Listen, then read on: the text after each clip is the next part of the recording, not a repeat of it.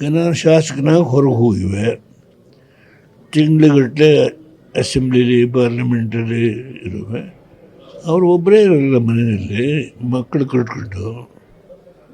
ಆಗ ಬಂದಂಥ ಜನಗಳನ್ನೆಲ್ಲ ಹೇಗೆ ಅವರು ಸುಧಾರಿಸಿದರು. ನನ್ನ ರಾಜಕೀಯದ ಹೋರಾಟದಲ್ಲಿ ಶಾಸಕನಾಗಿ, ವಿರೋಧ ಪಕ್ಷ ನಾಯಕನಾಗಿ, ಮಂತ್ರಿಯಾಗಿ, ಮುಖ್ಯಮಂತ್ರಿಯಾಗಿ, ಪ್ರಧಾನಮಂತ್ರಿಯಾಗಿ, ಲೋಕಸಭಾ ಸದಸ್ಯರಾಗಿ, ರಾಜ್ಯಸಭಾ ಸದಸ್ಯನಾಗಿ, ಈ ಹೋರಾಟ ದಿನಗಳಲ್ಲಿ ಯಾವುದೇ ಭಾಗದಿಂದ ಯಾವುದೇ ಜಾತಿಯವರು ಬಂದರೂ ಅವ್ರನ್ನ ಸುಧಾರಿಸಿ ಕಳಿಸ್ತಕ್ಕಂಥ ಒಂದು ಅವರ ಮನೋಭಾವ ಇವತ್ತು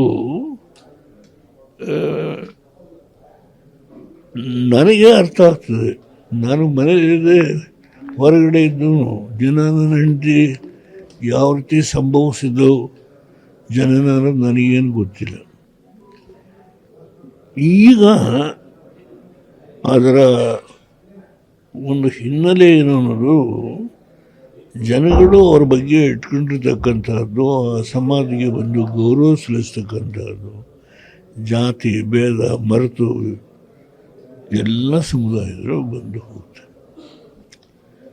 ಇದು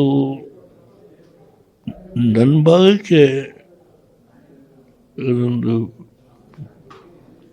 ಅವರು ನನ್ನ ಹೆಂಡತಿಯಾಗಿ ನನ್ನ ಕೈ ಹಿಡಿದಿದ್ದು ನನ್ನ ದೈವದ ಇಚ್ಛೆ, ನನ್ನ ಪುಣ್ಯ ಅಂತ ನಾನು ಭಾವಿಸ್ತೇನೆ. ಜೊತೆಗೆ ಮಾಧ್ಯಮದ ಸ್ನೇಹಿತರು ಈ ವಿಷಯದಲ್ಲಿ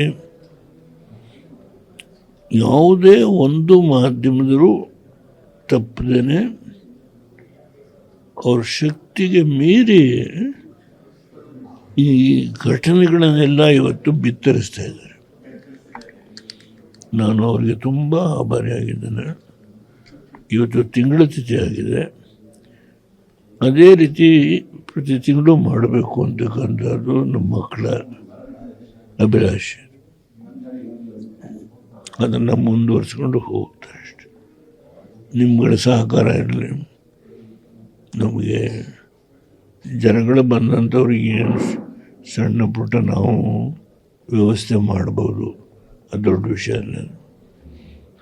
ಆದರೆ ಜನಗಳಿಗೆ ಆ ಒಂದು ಅವರು ಹೋದ ಮೇಲೆ ನಮ್ಮನ್ನೆಲ್ಲ ಬಿಟ್ಟು ಭಾಳ ದೂರ ಹೋಗಿದ್ದಾರೆ. ಹೋದ ಮೇಲೆ ಇವತ್ತು ಜನ ಅವ್ರ ಬಗ್ಗೆ ಏನು ಅನ್ನೋದು ವ್ಯಕ್ತ ಆಗುತ್ತೆ. ಇದಕ್ಕೆ ಮಾಧ್ಯಮ ಸ್ನೇಹಿತರು ಸಾಕಷ್ಟು ಸತ್ಯಾಂಶವನ್ನು ಹೊರಬಿಂಬಿಸಿದ್ದಾರೆ. ಜನಗಳು ಅವರ ಪ್ರೀತಿಯನ್ನು ವ್ಯಕ್ತಪಡಿಸ್ತಾ ಇದ್ದಾರೆ. ಇದು ನನ್ನ ಮೇಲೆ ಈ ಕೊನೆಯ ವಯಸ್ಸಲ್ಲಿ 93ನೇ ವಯಸ್ಸಲ್ಲಿ ಸ್ವಲ್ಪ